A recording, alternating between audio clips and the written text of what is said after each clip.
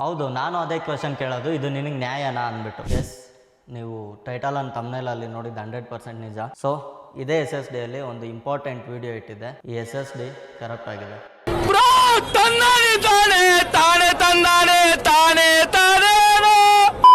ಈ SSD ಅಲ್ಲಿ ಏನಿತ್ತು ಅದನ್ನೆಲ್ಲ ನಾನು ನಿಮಗೆ ಲಾಸ್ಟಲ್ಲಿ ಹೇಳ್ತೀನಿ. ಅದಕ್ಕಿಂತ ಮುಂಚೆ ಈ ಥರದ್ದು ನೀವೇನಾದರೂ ಪರ್ಚೇಸ್ ಮಾಡಿದ್ರೆ ನೀವೇನೇನೆಲ್ಲ ನೋಡ್ಕೊಬೇಕು. ಬಟ್ ಇದು ನನಗೆ ಯಾವ ರೀತಿ ಫ್ರಾಡ್ ಆಯಿತು ಅಂದ್ಬಿಟ್ಟು ನಾನು ಕಂಪ್ಲೀಟ್ ಈ ವಿಡಿಯೋದಲ್ಲಿ ಎಕ್ಸ್ಪ್ಲೈನ್ ಮಾಡ್ತೀನಿ. ನನ್ನ ಹತ್ರ ಒಂದು ಇಂಪಾರ್ಟೆಂಟ್ ವಿಡಿಯೋ ಇತ್ತು. ಆ ವಿಡಿಯೋನ ಈ SSD ಅಲ್ಲಿ ಸ್ಟೋರ್ ಮಾಡೋದಕ್ಕೆ ಒಂದು ರೀಸನ್ ಏನಂದರೆ, ಆ ಪೆನ್ ಡ್ರೈವ್ ಎಲ್ಲಾದರೂ ಕಳೆದೋಗ್ಬೋದು ಅನ್ನೋ ರೀಸನ್ನು. ಪೆನ್ ಡ್ರೈವ್ ಎನಿ ಟೈಮ್ ಜಾಬಲ್ಲಿ ಇಟ್ಕೊಳ್ಳೋದಕ್ಕಿಂತ ಇದನ್ನ ಇಟ್ಕೊಂಡು ಒಂದು ಲಾಕರಲ್ಲಿ ಇಟ್ಟರೆ ಸೇಫ್ ಆಗಿರುತ್ತೆ ಅಂದ್ಬಿಟ್ಟು ನಾನು ಇದನ್ನು ತರಿಸಿದ್ದು. ಇದು ಬಂದ್ಬಿಟ್ಟು EVM ಬ್ರ್ಯಾಂಡ್ದು ಒಂದು SSD ಆಗಿರುತ್ತೆ. ಇದರಲ್ಲಿ ಬಂದ್ಬಿಟ್ಟು 512 GB ಸ್ಟೋರೇಜ್ ಇರುತ್ತೆ. 2.5 ಇಂಚಸ್ ಸಾಟಾ. 2.5 ಇಂಚಸ್ ಅಂದರೆ ಇದ್ರ ಸೈಜ್ ಇದು.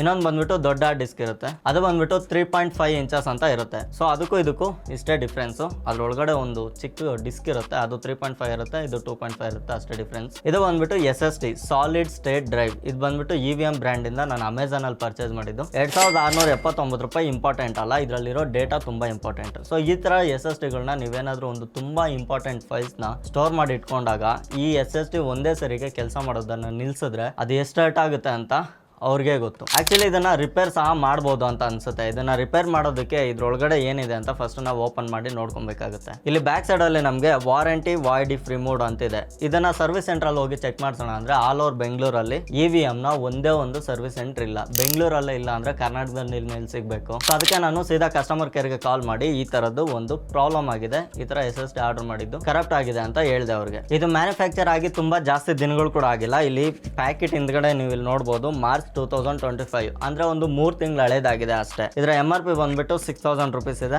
ನಾನು ತರಿಸಿದ ಪ್ರೈಸ್ ಆವಾಗಲೇ ಹೇಳಿದ್ನಲ್ಲ, ಕಮ್ಮಿಗೆ ತರಿಸಿದ್ದು. ಸೊ ಅಟ್ ಕರೆಂಟ್ ಪ್ರೈಸ್ ಅಲ್ಲಿ ಇದೇ ತುಂಬಾ ಕಮ್ಮಿಗೆ ಇರೋದು, ಯಾಕಂದ್ರೆ ಇದರಲ್ಲಿ ರೀಡ್ ರೈಟ್ ಸ್ಪೀಡ್ ಕೂಡ ತುಂಬಾ ಕಮ್ಮಿ ಇದೆ. 550 MB read, 550 MB right. Normal ಆಗಿ ಈ ತರದ SSDಗಳಲ್ಲಿ ಆಲ್ಮೋಸ್ಟ್ 1 GB ವರೆಗೂ ರೀಡ್ ಅಂಡ್ ರೈಟ್ ಬರುತ್ತೆ. ರೀಡ್ ಅಂಡ್ ರೈಟ್ ಅಂದ್ರೆ 1 ಸೆಕೆಂಡ್ಗೆ 550 MB ಅಷ್ಟು ಇದ್ರೊಳಗಡೆ ಡೇಟಾ ಕಾಪಿ ಆಗುತ್ತೆ. ಇದರಿಂದ ಬೇರೆದಕ್ಕೆ 500 MB ಸ್ಪೀಡ್ ಅಲ್ಲಿ ಡೇಟಾ ಟ್ರಾನ್ಸ್ಫರ್ ಆಗುತ್ತೆ. ಈ ಬ್ರ್ಯಾಂಡ್ ಹೆಸರು ನೋಡ್ತಿದ್ದಂಗೆ ನನಗೆ ಇದರಲ್ಲಿ ಸ್ವಲ್ಪ ಡೌಟ್ ಆಗ್ತಿತ್ತು. ಇದನ್ನ ನಮ್ಮ ಹುಡುಗ ತರಿಸಿದ್ದು, ಇದನ್ನೇನಕ್ಕೆ ತರಿಸ್ತಾ ಅಂತ ನಾನು ಆಮೇಲೆ ಸ್ವಲ್ಪ ಕ್ಲಾಸ್ ತಗೊಂಡೆ, ಅದು ಬೇರೆ ವಿಚಾರ. ಸೊ ಈ ಬ್ರ್ಯಾಂಡ್ ನ ನೋಡ್ತಿದ್ದಂಗೆ ನನಗೆ ಇದ್ರಲ್ಲಿ ಡೌಟ್ ಬಂದಿದ್ದು, ಇದು 100% ವರ್ಕ್ ಆಗೋದಿಲ್ಲ ಅಂತಾನೆ ಅನ್ಕೊಂತಾ ಇದ್ದೆ. ಸೊ ಆಮೇಲೆ ಈ ತರ ಆಗುತ್ತೆ ಅಂತ ಅನ್ಕೊಂಡಿರ್ಲಿಲ್ಲ. ಆಕ್ಚುಲಿ ಈ SSD ಅಂದ್ರೆ ಏನು, ಇದು ನನ್ನ ಕೈಗೆ ಎಲ್ಲಿಂದ ಬಂತು, ಇದ್ರ ಹಿಂದಿನ ಕಹಾನಿ ಏನು, ಕಂಪ್ಲೀಟ್ ನಾನು ನಿಮ್ಗೆ ಇದರಲ್ಲಿ ಕ್ಲಿಯರ್ ಮಾಡ್ಬಿಡ್ತೀನಿ. ಒಂದೊಂದು ಕಾಲದಲ್ಲಿ ನಮ್ಗೆ ಈ ತರದ ಸೀಕ್ರೆಟ್ ಡೇಟಾನ ಸ್ಟೋರ್ ಮಾಡಿಡೋದಕ್ಕೆ ಒಂದೇ ಒಂದು ಆಪ್ಷನ್ ಇರ್ತಾಯಿತ್ತು, ಅದೇ ಟೇಪ್ ರೆಕಾರ್ಡ್ ನ ಟೇಪ್ಗಳು. ಇದರಲ್ಲಿ ಆಡಿಯೋ ರೆಕಾರ್ಡ್ ಮಾಡ್ಬಿಟ್ಟು ಸಮ್ ಡೇಟಾನ ಆ ಟೇಪ್ಗಳಲ್ಲಿ ಸ್ಟೋರ್ ಮಾಡಿ ಇಡ್ತಾ ಇದ್ರು. ಆ ಡೇಟಾನ ಟೇಪ್ ರೆಕಾರ್ಡ್ಗೆ ಹಾಕಿ ಅವ್ರಿಗೆ ಕೇಳಿಸಿ ನಮ್ಮ ಹತ್ರ ಈ ತರದ ಡೇಟಾ ಇದೆ ಅಂದ್ಬಿಟ್ಟು ಅವ್ರಿಗೆ ತೋರಿಸಿ ಅವ್ರ ಹತ್ರ ಸ್ವಲ್ಪ ದುಡ್ಡು ವಸೂಲಿ ಮಾಡ್ತಾ ಇದ್ರು. ತಪ್ಪು ಕೆಲಸ, ಅದನ್ನೆಲ್ಲ ಮಾಡಬಾರ್ದು. ಆಮೇಲೆ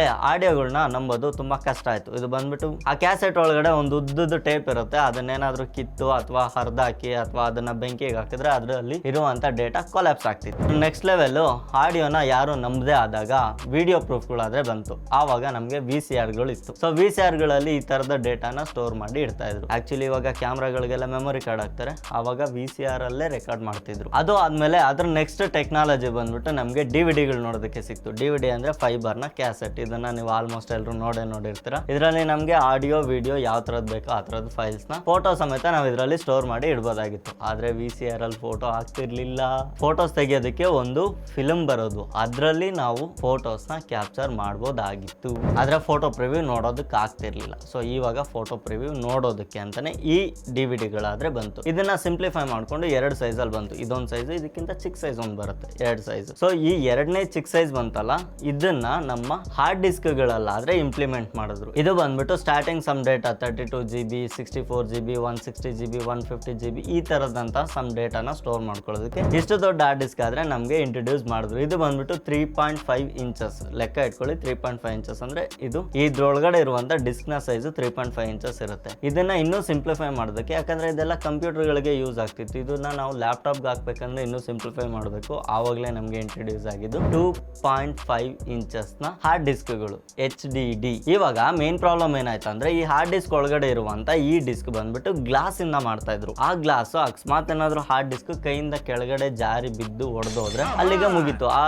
ಗ್ಲಾಸ್ ಕ್ರ್ಯಾಕ್ ಆಗ್ತಿತ್ತು ಅಥವಾ ಗ್ಲಾಸ್ ಒಡೆದೋಗ್ತಿತ್ತು. ಆ ರೀಸನ್ ಇಂದ ಅದ್ರಲ್ಲಿರೋ ಡೇಟಾ ಎಲ್ಲ ಕಂಪ್ಲೀಟ್ ಕೊಲ್ಯಾಪ್ಸ್ ಆಗ್ಬಿಡೋದು. ಸೊ ಅದ್ರ ನೆಕ್ಸ್ಟ್ ವರ್ಷನ್ ತಗೊಂಡ್ ಬರ್ಬೇಕು ಅಂತ ಸೇಮ್ ಅದೇ ಟೈಮಲ್ಲಿ ನಮಗೆ ಪೆನ್ ಡ್ರೈವ್ಸ್ ಆದ್ರೆ ಅವೈಲೇಬಲ್ ಇತ್ತು. ಪೆನ್ ಡ್ರೈವ್ಸ್ ಅಲ್ಲಿ ನಮಗೆ ನ್ಯಾಂಡ್ ಚಿಪ್ ಅಂತ ಇಂಟ್ರೊಡ್ಯೂಸ್ ಮಾಡಿದ್ರು. ನ್ಯಾಂಡ್ ಅಂದ್ರೆ ಈ ತರದ ಒಂದು ಚಿಪ್ ಇರುತ್ತೆ, ಇದರಲ್ಲಿ ಸಮ್ ಡೇಟಾ ಅನ್ನೋದ್ರೆ ನಾವು ಸ್ಟೋರ್ ಮಾಡಬಹುದಾಗಿತ್ತು. ಅದೇ ಟೈಮಲ್ಲೇ ನಮಗೆ SD ಕಾರ್ಡ್ಗಳು ಸಹ ಬಂದಿದ್ದು. SD ಕಾರ್ಡ್ಗಳು ಕೂಡ ಸೇಮ್ ಟೆಕ್ನಾಲಜಿ ಮೇಲೆನೆ ವರ್ಕ್ ಆಗೋದು. ಈ ನ್ಯಾಂಡ್ ಐಸಿಗಳನ್ನ ಸ್ವಲ್ಪ ಇಂಪ್ಲಿಮೆಂಟ್ ಮಾಡ್ತಾ ಮಾಡ್ತಾ ಇದ್ರ ಸೈಜ್ ಆದ್ರೆ ಎಕ್ಸ್ಪೆಂಡ್ ಮಾಡ್ಕೊಂತ ಹೋದ್ರು. First 512 MB, 1 GB, 2 GB, 4 GB, 8 GB ಅನ್ಕೊಂಡು ಇವಾಗ ಆ ನ್ಯಾಂಡ್ ಐಸಿಗಳ ಕೆಪಾಸಿಟಿನ 2 TB ವರೆಗೂ ತಂದಿದ್ದಾರೆ. ನನಗೆ ಗೊತ್ತಿರೋ ಪ್ರಕಾರ ಇನ್ನು ಜಾಸ್ತಿನೂ ಇದೆ. ಫೈನಲ್ ಆಗಿ ನಾವು ಈ SSD ಕತೆಗಾದ್ರೆ ಬಂದ್ವಿ. ಇವಾಗ ನೀವೇನ್ ನೋಡ್ತಿದ್ರ, ಈ SSD ಅಲ್ಲಿ ಬಂದ್ಬಿಟ್ಟು ನಮ್ಗೆ ಗ್ಲಾಸ್ ನ ಯಾವುದೇ ರೀತಿಯಾದಂತಹ ಡಿಸ್ಕ್ ಇದ್ರೊಳಗಡೆ ಇರೋದಿಲ್ಲ. ಇದು ಬಂದ್ಬಿಟ್ಟು ಆ ಗ್ಲಾಸ್ ಡಿಸ್ಕ್ ತಿರುಗಿ ನಮ್ಗೆ ಆ ಡೇಟಾನಾದ್ರೆ ರೀಡ್ ಅಂಡ್ ರೈಟ್ ಮಾಡ್ಬೇಕಾಗಿತ್ತು. ರೀಡ್ ಅಂದ್ರೆ ಓದೋದು, ರೈಟ್ ಅಂದ್ರೆ ಬರೆಯೋದು. ಓದೋದು ಅಂದ್ರೆ ಅದ್ರಲ್ಲಿರೋ ಡೇಟಾನ ನಾವು ನೋಡೋದಕ್ಕೆ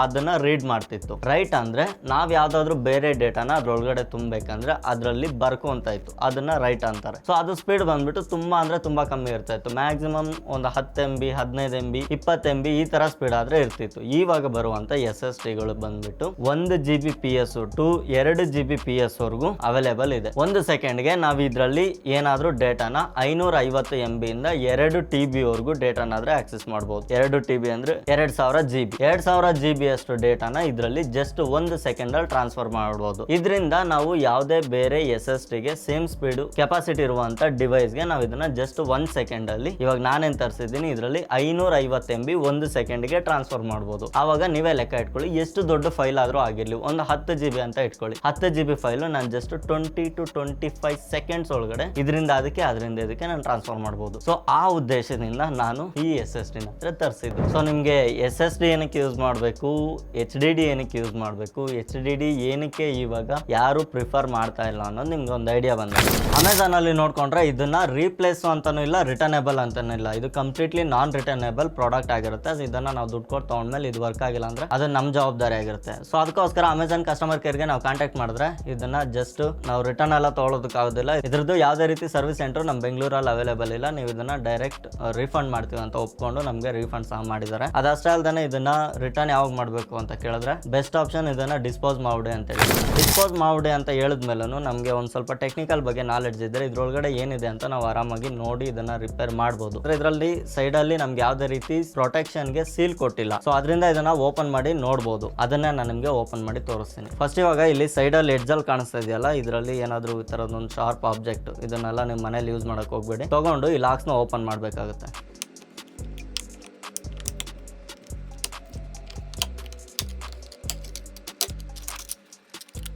ಇದು SSD ನೋಡೋಕೆ ಮಾತ್ರ ಇಷ್ಟು ದೊಡ್ಡದಾಗಿದೆ. ಇದನ್ನ ಓಪನ್ ಮಾಡಿದ್ರೆ ಇದ್ರೊಳಗಡೆ ಸರ್ಕ್ಯೂಟ್ ನೋಡಿ ಫುಲ್ ಖಾಲಿ, ಏನಿಲ್ಲ. ಕಾಣಿಸ್ತಿದೆಯಾ? ಇದು ಎಷ್ಟೇ ಇದು ಸರ್ಕ್ಯೂಟ್ ಇದರಲ್ಲಿರೋದು. ಇದನ್ನು ಒಂದು ಸ್ಕ್ರೂ ಹಾಕಿಲ್ಲ, ಏನು ಹಾಕಿಲ್ಲ. ಸ್ಕ್ರೂ ಹಾಕೋದಕ್ಕೆ ಇಲ್ಲಿ ಜಾಗ ಕೂಡ 3 ಸ್ಕ್ರೂಗೆ ಜಾಗ ಕೊಟ್ಟಿದ್ದಾರೆ, ಸ್ಕ್ರೂನು ಹಾಕಿಲ್ಲ. ಸೊ ಇದ್ರ ಕಂಪ್ಲೀಟ್ ಸರ್ಕ್ಯೂಟ್ ಆದ್ರೆ ನಮಗೆ ಇಷ್ಟೇ ನೋಡೋದಕ್ಕೆ ಸಿಗೋದು. ಇದ್ರೊಳಗಡೆ ನೋಡ್ಕೊಂಡ್ರೆ ನಮಗೆ ಒಂದು ಸಾಟಾ ಕೇಬಲ್ಗೆ ಪವರ್ ಜಾಕ್ ಕೊಟ್ಟಿದ್ದಾರೆ, ಇನ್ನೊಂದು ಡೇಟಾ ಟ್ರಾನ್ಸ್ಫರ್ಗೆ ಡೇಟಾ ಜಾಕ್ ಕೊಟ್ಟಿದ್ದಾರೆ. ಇದು ಬಂದ್ಬಿಟ್ಟು ನಾರ್ಮಲ್ ಎಲ್ಲ 2.5 ಇಂಚ್ ಅಂತ ಏನ್ ಹೇಳ್ತೀವಿ ಅದು ಎಲ್ಲದ್ರಲ್ಲೂ ನಮಗೆ ಹಾರ್ಡ್ ಡಿಸ್ಕ್ ಆಗಿರ್ಬೋದು, SSD ಆಗಿರ್ಬೋದು ಸೇಮ್ ಕನೆಕ್ಟ್ ನೋಡೋದಕ್ಕೆ ಸಿಗುತ್ತೆ. ಇದರಲ್ಲಿ ಒಂದು ಚಿಕ್ಕ ಚಿಪ್ ಕೊಟ್ಟಿದ್ದಾರೆ, ಕಂಟ್ರೋಲರ್ ಚಿಪ್. ಈ 4 ಚಿಪ್ಸ್ ಏನ್ ನೋಡ್ತಿದ್ರೆ ಮೇಲೆ 2 ಇದೆ, ಕೆಳಗಡೆ 2 ಇದೆ. ಈ 4 ಚಿಪ್ ಇಂದಾನೆ ನಮ್ಮ ಕಂಪ್ಲೀಟ್ ಸ್ಟೋರೇಜ್ ಆದ್ರೆ ಇರೋದು. ಈ ಚಿಪ್ಸ್ ಅಲ್ಲೇ ನಮ್ಗೆ 512 GB ಅಂತ ಇದೆಯಲ್ಲ ಅದನ್ನ 128 GB 4 ನ್ಯಾಂಡ್ ಐಸಿಗಳನ್ನ ಆದ್ರೆ ಕೊಟ್ಟಿದ್ದಾರೆ. ಇದು ಟೈಪ್ ನಾನ್ಡ್ ಅಂದ್ಬಿಟ್ಟು ನಾನು ಹೇಳ್ತಾ ಇಲ್ಲ, ಇದ್ರ ಮೇಲೆನೆ ಮೆನ್ಷನ್ ಮಾಡಿದ್ದಾರೆ. ಇದನ್ನ ಚೆಕ್ ಮಾಡೋಣ. ಇದು ನಾನ್ಡ್ ಬಂದ್ಬಿಟ್ಟು ನಾನು ಜಾಸ್ತಿ ಪ್ರಿಫರ್ ಮಾಡೋದು ಸ್ಯಾಮ್ಸಂಗ್ ತೊಶಿಬಾ ಬ್ರ್ಯಾಂಡ್ ನ ಜಾಸ್ತಿ ಪ್ರಿಫರ್ ಮಾಡ್ತೀನಿ. ಡಿಸ್ಕ್ ಕೂಡ ಓಕೆ, ಒಂದ್ ಸ್ವಲ್ಪ ಹೆಚ್ಚು ಕಮ್ಮಿ ಸ್ಯಾಂಡ್ ಡಿಸ್ಕ್ ಕೂಡ ಪ್ರಿಫರ್ ಮಾಡ್ತೀನಿ. ನಾನು ಜಾಸ್ತಿ ಟ್ರಸ್ಟೆಡ್ ಸ್ಯಾಮ್ಸಂಗ್ ಅಂಡ್ ತೊಶಿಬಾ. ಇದು ಬಂದ್ಬಿಟ್ಟು SN ಕೋರ್ ಅಂದ್ಬಿಟ್ಟು ಯಾವ್ದೋ ಒಂದು ಬ್ರ್ಯಾಂಡ್ ಇಂದ ಮ್ಯಾನುಫ್ಯಾಕ್ಚರ್ ಆಗಿರೋ ನ್ಯಾಂಡ್ ಐಸಿ ಆಗಿರುತ್ತೆ. ಇದ್ರದ್ದು ಒಂದು ಮ್ಯಾನುಫ್ಯಾಕ್ಚರಿಂಗ್ ID ಇರುತ್ತೆ, ಅಂದ್ರೆ ಪಾರ್ಟ್ ನಂಬರ್. ಅದು ಇದನ್ನ ನಾವು ಗೂಗಲ್ ಮಾಡಿದ್ರೆ ಅದ್ರ ಕಂಪ್ಲೀಟ್ ಡೀಟೇಲ್ಸ್ ಬರುತ್ತೆ. 128 GB ಕೂಡ ಇಲ್ಲ, ಇದು 120 GB ಅಷ್ಟೇ. ಇದು ಈ ಪಾರ್ಟ್ ಅಲ್ಲಿರೋ ನಂಬರ್ ನ ಚೆಕ್ ಮಾಡಿದ್ರೆ ಇದೇ ನ್ಯಾಂಡ್ ಐಸಿ ಮ್ಯಾನುಫ್ಯಾಕ್ಚರರ್ ಬಂದ್ಬಿಟ್ಟು KLEVV ಅಂದ್ಬಿಟ್ಟು ಒಂದು ಮ್ಯಾನುಫ್ಯಾಕ್ಚರರ್ ಇದ್ದಾರೆ. ಅವ್ರದೇ ಆದ 120 GB ಸೇಮ್ ಇದೇನಿದೆ ಇದೇ SSD ಇದೆ. ಇದು ಜಪಾನೀಸ್ ಬೇಸ್ಡ್ ಬ್ರ್ಯಾಂಡ್. ನೀವೇನಾದ್ರೂ ಲೆನೋವೋ ಥಿಂಕ್ ಪ್ಯಾಡ್ ಗಳನ್ನ ಯೂಸ್ ಮಾಡ್ತಾ ಇದ್ರೆ ನಿಮ್ಗೂ ಸೇಮ್ ಪರಿಸ್ಥಿತಿ ಆದ್ರೆ ಬರ್ಬೋದು. ಇಲ್ಲೊಂದು ಲಿಸ್ಟ್ ಇದೆ.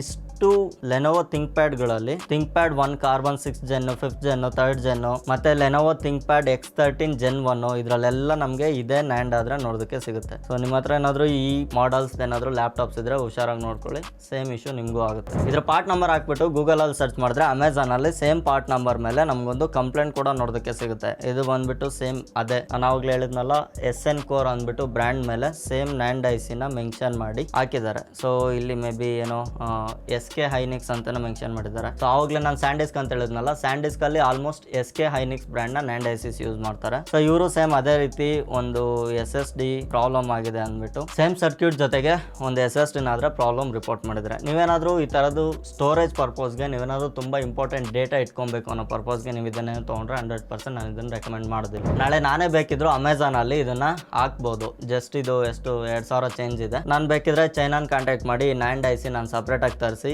ಈ PCBದು ಒಂದು ಪ್ರೋಟೋಟೈಪ್ ತಗೊಂಡು ನಾನು ಅವ್ರಿಗೆ ಚೈನಾದಲ್ಲಿ ಕೊಟ್ರೆ ಕ್ವಾಂಟಿಟಿ ಲೆಕ್ಕದಲ್ಲಿ PCB ಮಾಡ್ತಾರೆ. ಸುಮಾರು ವೆಬ್ಸೈಟ್ಸ್ ಇದೆ. ಈ PCB ಮ್ಯಾಕ್ಸಿಮಮ್ ನನ್ನ ಪ್ರಕಾರ ಒಂದು 40-45 ರೂಪಾಯಿಗೆ ರೆಡಿ ಆಗಿರುತ್ತೆ. ಈ 4 ಚಿಪ್ಸ್ ನಾನು ತರಿಸಿ ಇಲ್ಲೇ ಬೇಕಿದ್ರೆ ಮೌಂಟ್ ಮಾಡಿದ್ರೆ ಮುಗೀತು. ಇದನ್ನ ಮ್ಯಾನ್ಯುವಲ್ ಆಗಿ ಮಾಡ್ಬೋದು. ಇದಕ್ಕೆಲ್ಲ ಲೇಸರ್ ಮಿಷಿನ್ಸ್ ಬೇಕು ಅನ್ನೋ ಅವಶ್ಯಕತೆ ಇಲ್ಲ. ನಾನು ಮ್ಯಾನ್ಯುವಲ್ ಆಗಿ ತುಂಬಾ ಚಿಪ್ಸ್ ರಿಪ್ಲೇಸ್ ಮಾಡಿದ್ದೀನಿ. ಇದರಲ್ಲಿ 250 GB ಎರಡು ಕೊಟ್ಟಿದ್ದಿದ್ರೆ ನಮಗೆ ಎಷ್ಟಾಗೋದು 550 divided by 225 MB per second read ಇರುವಂತ ನ್ಯಾಂಡ್ ಚಿಪ್ ಯೂಸ್ ಮಾಡಬೇಕಾಗಿತ್ತು. ಇದಕ್ಕೆ ಇವಾಗ ಬಂದ್ಬಿಟ್ಟು 112 MB ಸಪೋರ್ಟ್ ಇರೋದು 4 ಹಾಕಿದ್ದಾರೆ. ಈ 4 ಕಂಬೈನ್ ಆದ್ರೆ ನಮಗೆ 550 MB ಬರುತ್ತೆ. 550 ಬರ್ಬೇಕಂದ್ರೆ 550 ಅರ್ಧ ಎಷ್ಟಾಯ್ತು 225 MBPS ನ್ಯಾಂಡ್ ಚಿಪ್ ಕಾಸ್ಟ್ ಜಾಸ್ತಿ ಆಗುತ್ತೆ. ಸೊ ಅದಕ್ಕೆ 2 ಹಾಕಿಲ್ಲ. ಇದಕ್ಕೆ 1 ಹಾಕಿದ್ರು ಆಗಿರೋದು. 1 ಹಾಕಿದ್ರೆ 512 GB ಅಂತ ಮೆನ್ಷನ್ ಮಾಡಿದ್ರಲ್ಲ, ನ್ಯಾಂಡಲ್ 512 ಬರಲ್ಲ, 500 ಬರೋದು. ಇದು ಬಂದ್ಬಿಟ್ಟು 500 GBದು 550 MB read and write speed ಇರೋ ಒಂದು ಚಿಪ್ ಹಾಕ್ಬೇಕಾಗಿತ್ತು. ಅವಾಗ ನಮ್ಗಿನ್ನು 3 ಸ್ಲಾಟ್ ಖಾಲಿ ಬಿದ್ದಿರ್ತಿತ್ತು. ಅವಾಗ ಈ ತರದ ಐಸಿ ಚೈನಾದಿಂದ ತರಿಸ್ಕೊಂಡು ಇನ್ನೊಂದು 3 ನಾವೇ ಸಾಲ್ಟ್ ಮಾಡ್ಕೊಂಡ್ಬಿಟ್ಟಿದ್ರೆ 2 TB ಆಗೋಗಿರೋದು. ಈ ನ್ಯಾಂಡ್ ಐಸಿಗಳಲ್ಲಿ 4ರಲ್ಲಿ ಯಾವ್ದಾದ್ರು ಒಂದು ನ್ಯಾಂಡ್ ಐಸಿ ಕೆಲಸ ಮಾಡೋದನ್ನ ಸ್ಟಾಪ್ ಮಾಡಿದ್ರೆ ಬೇರೆ ಯಾವ್ದು ಕೆಲಸ ಮಾಡೋದಿಲ್ಲ. ಯಾಕಂದ್ರೆ ಇದರಲ್ಲಿ ಒಂದು ಚಿಕ್ಕ ಸರ್ಕ್ಯೂಟ್ ಇರುತ್ತೆ. 3.3 ವೋಲ್ಟ್ ಅಲ್ಲಿ ವರ್ಕ್ ಆಗುವಂತ ಒಂದು ಸರ್ಕ್ಯೂಟ್, 1.8 ವೋಲ್ಟ್ ಅಲ್ಲಿ ವರ್ಕ್ ಆಗುವಂತ ಒಂದು ಸರ್ಕ್ಯೂಟ್. ಈ ಸರ್ಕ್ಯೂಟ್ ಅಲ್ಲಿ ನಮ್ಗೆ ಎಲ್ಲಾದ್ರೂ ಒಂದು ಕಡೆ ಈ ಒಂದು ವೋಲ್ಟೇಜ್ ಏನಾದ್ರೂ ಶಾರ್ಟ್ ಆಯ್ತು ಅಂದ್ರೆ ಮಿಕ್ಕಿದೆಲ್ಲ ಕಂಪ್ಲೀಟ್ ಸರ್ಕ್ಯೂಟ್ ನಮ್ಗೆ ಸ್ಟಾಪ್ ಡೌನ್ ಆಗುತ್ತೆ. ಆವಾಗ ಈ SSD ಕರಪ್ಟ್ ಅಂತ ನಮ್ಗೆ ಗೊತ್ತಾಗುತ್ತೆ. ಇವಾಗ ಇದನ್ನ ಪ್ರಿಫರ್ ಮಾಡೋದು ಒಂದು ಕಡೆಯಿಂದ ಒಳ್ಳೇದು, ಒಂದು ಕಡೆಯಿಂದ 100% ತುಂಬಾ ರಾಂಗ್ ಆಗುತ್ತೆ. ಯಾಕಂದ್ರೆ ಇದನ್ನ ಯೂಸ್ ಮಾಡೋದ್ರಿಂದ ಇದರಲ್ಲಿ ಏನೇ ಹಾರ್ಡ್ವೇರ್ ಪ್ರಾಬ್ಲಮ್ ಆದ್ರೂ ನಮ್ಗೆ ಚಿಕ್ಕ ಐಸಿ ಇರುತ್ತಲ್ಲ, ಈ ಐಸಿ ಇಂದ ನಾವು ಡೇಟಾನ ಈಸಿಯಾಗಿ ರಿಕವರ್ ಮಾಡಬಹುದು. ಇದಕ್ಕೆ ಆದಂತಹ ಅಡ್ವಾನ್ಸ್ಡ್ ಡಿವೈಸಸ್ ಇದೆ. ಅದೇ ನಮ್ಮ ಹಳೆ HDDಗಳಾದ್ರೆ ಇದರಲ್ಲಿ ನಾವು ಯಾವುದೇ ರೀತಿಯಾದಂತಹ ಡೇಟಾನ ರಿಕವರ್ ಮಾಡೋದಕ್ಕೆ ಚಾನ್ಸೇ ಇಲ್ಲ. ಯಾಕಂದ್ರೆ ಇದು ಒಡೆದೋಗುತ್ತೆ ಅಥವಾ ಸ್ಕ್ರಾಚ್ ಬಿದ್ದು ಆ ಏರಿಯಾದಲ್ಲಿ ರೈಟ್ ಆಗಿರುವಂತ ಡೇಟಾ ಎರೇಸ್ ಆಗಿಬಿಟ್ಟಿರುತ್ತೆ. ಸೊ ಇದ್ರಲ್ಲಿ ಆ ತರ ಆಗೋದಕ್ಕೆ ಚಾನ್ಸೇ ಇಲ್ಲ. ಇದ್ರಲ್ಲಿ ಬಂದ್ಬಿಟ್ಟು ಕಂಪ್ಲೀಟ್ ಟ್ರಾನ್ಸಿಸ್ಟರ್ಸ್ ನ ಹೊಂದಿರುವಂತಹ ಒಂದು ಎಲೆಕ್ಟ್ರಾನಿಕ್ ಚಿಪ್ ಆಗಿರುತ್ತೆ. ಈ ಚಿಪ್ ಅಲ್ಲಿ ನಾವು ಯಾವಾಗ ಬೇಕಾದ್ರೂ ಡೇಟಾನ ರಿಕವರ್ ಮಾಡ್ಕೊಳ್ಳೋ ಚಾನ್ಸಸ್ ತುಂಬಾ ಹೈ ಇರುತ್ತೆ. ಇದರಲ್ಲಿ ಡೇಟಾ ರಿಕವರ್ ಮಾಡ್ಕೊಳ್ಳೋದಕ್ಕೆ ತುಂಬಾ ಅಡ್ವಾನ್ಸ್ಡ್ ಮಿಷಿನ್ಸ್ ನ ಯೂಸ್ ಮಾಡಬೇಕಾಗುತ್ತೆ. ಇಷ್ಟೇ ಸಿಂಪಲ್. ಇದ್ರೊಳಗಡೆ ಇನ್ನೇನು ಜಾಸ್ತಿ ಇರೋದಿಲ್ಲ. ನೀವು ಈ ತರದ್ದು ಏನಾದರೂ SSDಗಳನ್ನ ಪ್ರಿಫರ್ ಮಾಡೋದಾದ್ರೆ ನಾನು ಜಾಸ್ತಿ ರೆಕಮೆಂಡ್ ಮಾಡೋದು ಕ್ರೂಷಿಯಲ್ ಅಂತ ಒಂದು ಬ್ರ್ಯಾಂಡು, ಇನ್ನೊಂದು ಸ್ಯಾಮ್ಸಂಗ್, ಕಿಂಗ್ಸ್ಟೋನು ಚೆನ್ನಾಗಿರುತ್ತೆ. ಸೊ ಈ 3 ಬ್ರ್ಯಾಂಡ್ನ ನಾನು ಜಾಸ್ತಿ ಪ್ರಿಫರ್ ಮಾಡ್ತೀನಿ. ಅಥವಾ ಒಂದು ಹಳೆ ಮ್ಯಾಕ್ ಇತ್ತು, ಅದ್ರಲ್ಲಿ ನಾನು ANT eSport ಅಂದ್ಬಿಟ್ಟು ಒಂದು ಬ್ರ್ಯಾಂಡ್ದು ತರಿಸಿದೆ. ಅದು ಕೂಡ ಇದೇ ಗೋಲ್ಡ್ ಕೊಟ್ಟಿತ್ತು. ಇದ್ರ ಮೇಲೆ ಒಂದು ಸ್ಟಿಕ್ಕರ್ ಕೂಡ ಕೊಟ್ಟಿದ್ದಾರೆ. ಇದನ್ನ ಬೇಕಿದ್ರೆ ನಾವು ಈಸಿಯಾಗಿ ತೆಗೆದು ಬಿಡ್ಬೋದು. ಈ ಸ್ಟಿಕ್ಕರ್ ತೆಗೆದ್ರೆ ಏನೋ ವಾರಂಟಿ ಇರೋದಿಲ್ವಂತೆ. ಅದೇನು ವಾರಂಟಿ ಇರೋದಿಲ್ವಾ ಗೊತ್ತಿಲ್ಲ. ಇದರಲ್ಲಿ ಯಾವುದೇ ರೀತಿ ವಾರಂಟಿ ಸೀಲ್ ಸಹ ಇಲ್ಲ. ಇದ್ರೊಳಗಡೆ ನಮಗೊಂದು ಸೀಕ್ರೆಟ್ QR ಕೊಟ್ಟಿದ್ದಾರೆ. ಹೌದು, ನಾನು ಅದೇ ಕ್ವಶನ್ ಕೇಳೋದು, ಇದು ನಿನಗೆ ನ್ಯಾಯನಾ ಅಂದ್ಬಿಟ್ಟು. ಸೊ ನೋಡ್ದಲ್ಲ ಫ್ರೆಂಡ್ಸ್, ಇದಾಗಿತ್ತು ಇವತ್ತಿನ ಈ SSD ಕತೆ. ನೆಕ್ಸ್ಟ್ ವಿಡಿಯೋದಲ್ಲಿ ಇನ್ನೊಂದು ಇಂಟ್ರೆಸ್ಟಿಂಗ್ ವಿಡಿಯೋ ಜೊತೆ ಅದ್ರ ಸಿಗ್ತೀನಿ. ಅಲ್ಲಿವರೆಗೂ ಟೇಕ್ ಕೇರ್, ಬಾಯ್.